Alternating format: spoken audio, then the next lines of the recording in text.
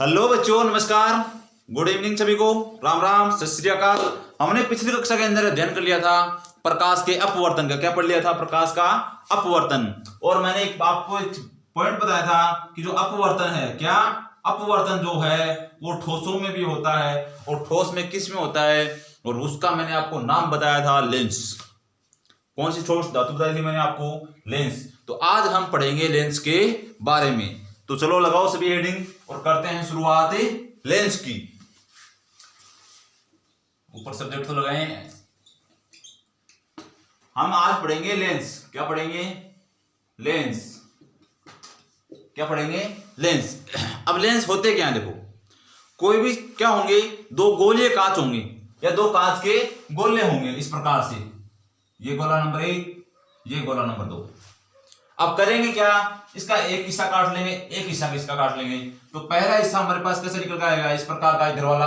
दूसरा इस प्रकार का। ये हो गए दो हिस्से। अगर हम इन हिस्सों को उल्टा करके जोड़ देते हैं ऐसे, ये लो, तो परिभाषा बनाना बिल्कुल सिंपल है। क्या? कि दो वक्र पृष्ठों से घिरा हुआ पारदर्शी माध्यम क्या कहलाता है? आपका लेंस कहलाता है। देख सकते हो दोनों पृष्ठ वक्रित, मतलब कि मुड़े हुए हैं इस प्रकार से, या इस प्रकार से मुड़े हुए जरूर हैं दोनों पृष्ठ। ठीक देख रहे हो? क्या? कि दो पृष्ठों से घिरा हुआ पारदर्शी माध्यम जिसका एक या दोनों पृष्ठ कैसे हो? गोलीय हो। कैसे हो? गोलीय, मतलब कि गोले का कटा हुआ भाग हो। तो आपको कोई पूछे लेंस किसे कहेंगे, तो आप ये बताओगे कि दो वक्र पृष्ठों से घिरा हुआ पारदर्शी माध्यम क्या कहलाता है? लेंस। या इसको थोड़ा सा तरोड़ मरोड़ के बोले तो आप बोलोगे कि क्या? कि दो पृष्ठों से घिरा हुआ पारदर्शी माध्यम जिसका एक या दोनों पृष्ठ कैसे हो? गोलीय हो। क्या हो? एक या दोनों पृष्ठ कैसे हो? गोलीय हो। तो अब देखो, हम देखेंगे भाई जो आपके लेंस हैं वो कितने प्रकार के हैं। तो मुख्य रूप से लेंस दो प्रकार के हैं। दो प्रकार के लेंस हैं। पहला तो आपका होगा उत्तल लेंस। कौन सा? उत्तल लेंस। और दूसरा होगा अवतल लेंस। कौन सा होगा? अवतल लेंस। दो होंगे, पहला उत्तल और दूसरा अवतल। तो देखो उत्तल कैसा होगा? उत्तल इस प्रकार से होगा। यह आपका उत्तल हो गया और यह आपका अवतल हो गया। ये क्या हो गया आपका? उत्तल, और ये हो गया अवतल। तब उत्तल की परिभाषा कैसे देंगे हम लोग? उत्तल की परिभाषा, जो उत्तल लेंस है उसकी परिभाषा किस प्रकार से देंगे? तो या तो आप इसको देख के बोल सकते हो कि वह लेंस जो किनारों की अपेक्षा बीच से कैसा हो? बीच से मोटा हो। देख रहे हो ना, किनारों से ज्यादा कहां से? बीच से मोटा है। तो वो आपका क्या कहलाएगा? उत्तल लेंस कहलाएगा। मुना बेटा जी, क्या कहलाएगा? उत्तल लेंस कहलाएगा। कौन सा? वह लेंस जो किनारों की अपेक्षा बीच से मोटा हो, क्या कहलाएगा? उत्तल लेंस। दूसरा देखो, अगला इसका पॉइंट देखो, ये होगी इसकी परिभाषा। ये इसका हो गया मुख्य अक्ष। अब इस पर जो भी प्रकाश किरणें आपतित होंगी ये उन्हें एक बिंदु पर केंद्रित कर देगा, मतलब कि इकट्ठा कर देगा। क्या करेगा? एक बिंदु पर एकत्रित कर देगा। कौन है? उत्तल लेंस जो है आपका, इन्हें एक बिंदु पर एकत्रित करे देगा। इस बिंदु पर मानो एकत्रित कर दी, ये इस पे आने वाली प्रकाश किरणें। अब ये काम क्या करता है? देखो, पहला कि जो भी प्रकाश किरणें इस पे आपतित हो रही हैं, जितनी ही भी प्रकाश किरणें इस पर आपतित हो रही हैं, उन सभी को एकत्रित कर रहा है। क्या कर रहा है? सभी प्रकाश किरणों को, सभी प्रकाश किरणों को एकत्रित करता है। क्या करता है? एकत्रित, मतलब कि इकट्ठा करता है। इस बिंदु पर सभी को फोकसित कर दिया इसने, इस बिंदु के ऊपर। देख रहे हो ना? हाँ, तो इस कारण इसे क्या कहते हैं? इसे अभिसारी लेंस भी कहते हैं। क्या कहते हैं? अभिसारी लेंस भी कहते हैं। किसको? आपके उत्तल लेंस को क्या कहते हैं? अभिसारी लेंस। और मैंने आपको एक पॉइंट बताया था, फोकस की हमने बात की थी, क्षमता की हमने बात की, तो मैंने बताया था दायां भाग होगा पॉजिटिव, बायां नेगेटिव। तो अब देखो इसकी फोकस कहां होगी? जब मुख्य अक्ष के समांतर प्रकाश किरणें अपवर्तन के पश्चात जिस बिंदु पर मिलेंगी वही आपका क्या कहलाएगा, फोकस बिंदु। क्या कहलाएगा, फोकस बिंदु। दर्पण केंद्र भी यही था कि मुख्य अक्ष के समांतर आने वाली प्रकाश किरणें दर्पण के अंदर परावर्तन के पश्चात मिल रही थी, लेकिन इसमें अपवर्तन के पश्चात कहां मिलेंगी, फोकस पर मिलेंगी, या इसमें मिलती हुई प्रतीत होंगी। तो वही क्या कहलाएगा आपका फोकस। क्या कहलाएगा, फोकस। क्या कहलाएगा, फोकस। अब देखो इसका फोकस जो नेगेटिव होगा या पॉजिटिव, मतलब कि धनात्मक होगा या ऋणात्मक। तो आप देख रहे हो किधर है, दाईं साइड में इसका फोकस है, तो इसका फोकस कैसा होगा आपका, धनात्मक होगा। कैसा होगा, धनात्मक। तो हमने क्षमता बराबर पढ़ा था 1/f। अगर फोकस धनात्मक हो गया तो इसकी क्षमता जो थी वो क्या हो जाएगी, ऑटोमेटिक ही धनात्मक हो जाएगी। क्या हो जाएगी, धनात्मक हो जाएगी। इतना जहां जहां पर हमें उत्तल लेंस का उपयोग करेंगे, जहां जहां पर हमें प्रकाश को इकट्ठा करके एक बिंदु पर देखना है, एकत्रित करना है, वहां वहां इसका उपयोग करते जाएंगे। जैसे कि आपके देखो अगली बात, ये ज्यादा दूर तक नहीं दिखाएगा। क्यों, क्योंकि अंदर से भरा हुआ है, बंद है अंदर से, तो क्या करेगा, दूर तक नहीं दिखाएगा, ये दूर तक ही नहीं दिखाएगा, परंतु कोई भी पॉइंट को जूम कर देगा, बड़ा करके दिखाएगा। जैसे भी आप सूक्ष्मदर्शी के अंदर देखते हो तो आप इसी का उपयोग करते हो। क्या करेगा, ये जूम करके दिखाएगा। इसके बाद में नंबर है आपके अवतल लेंस का। किसका, अवतल लेंस का। अब ये क्या करेगा, मुख्य अक्ष के समांतर आने वाली जो प्रकाश किरणें इनको फैला देगा। क्या करेगा, इनको फैला देगा। अब ये आगे तो कहीं मिलेंगी नहीं, तो इनको हम पीछे बढ़ाएंगे। किधर बढ़ाएंगे, पीछे। और पीछे बढ़ाएंगे तो एक पॉइंट पर मिलती हुई हमें प्रतीत होंगी, और ये पॉइंट इसका क्या कहलाएगा, फोकस। हमने क्या पढ़ा, यह प्रकाश की किरणों को एकत्रित करता है, कौन, उत्तल लेंस। तो इसका पहला पॉइंट हो जाएगा, यह प्रकाश किरणों को फैलाता है।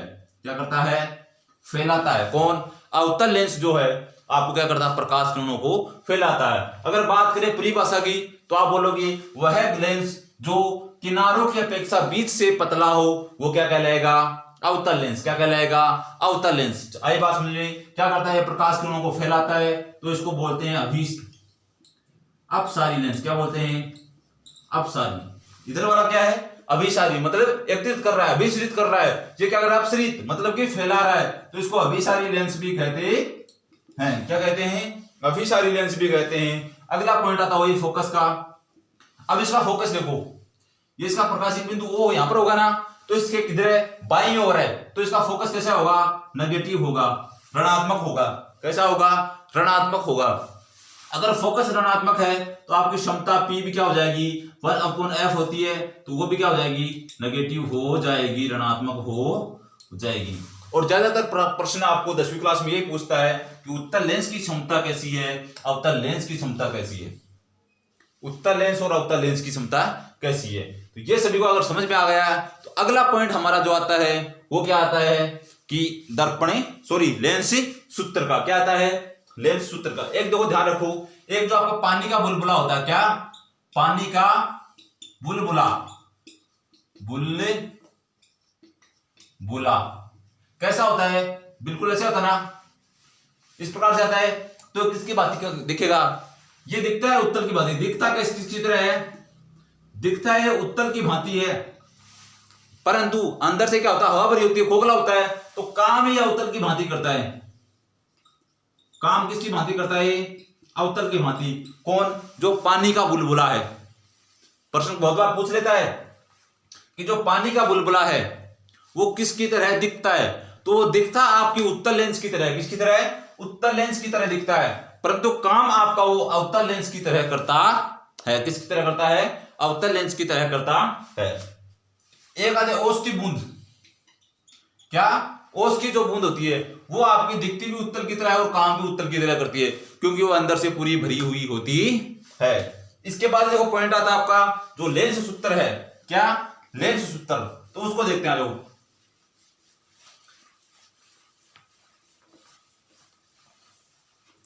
अगला पॉइंट क्या था आपका, लेंस सूत्र। लेंस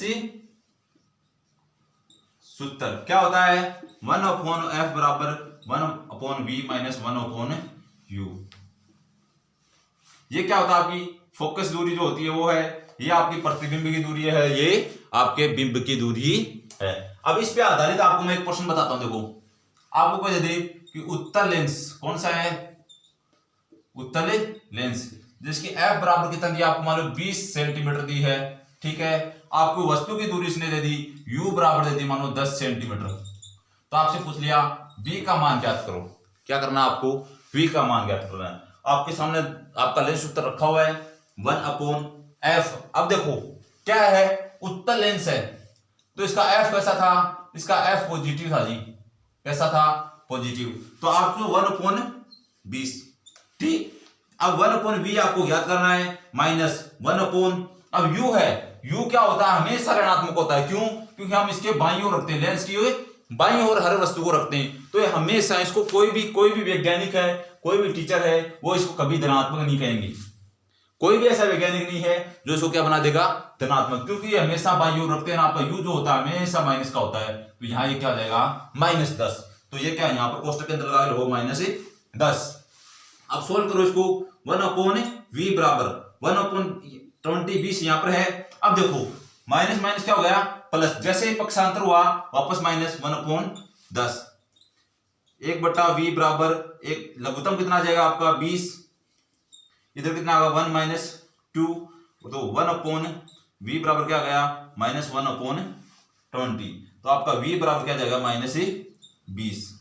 तो ये -20 आएगा। अब ये क्या दर्शा रहा है कि आपका जो प्रतिबिंब है वो बाईं साइड में बन रहा है। किधर बन रहा है, बाईं साइड में। अगर आता है आपका v का मान प्लस में, तो वो बताएगा कि आपका प्रतिबिंब दाईं साइड में बन रहा है, ठीक है। ये तो हो गया उत्तल दर्पण से संबंधित। ये सेम प्रश्न मैं आपको अवतल दर्पण से बताऊं, किससे, ये तो हो गया सॉरी उत्तल लेंस से, उत्तल लेंस से संबंधित प्रश्न हो गया।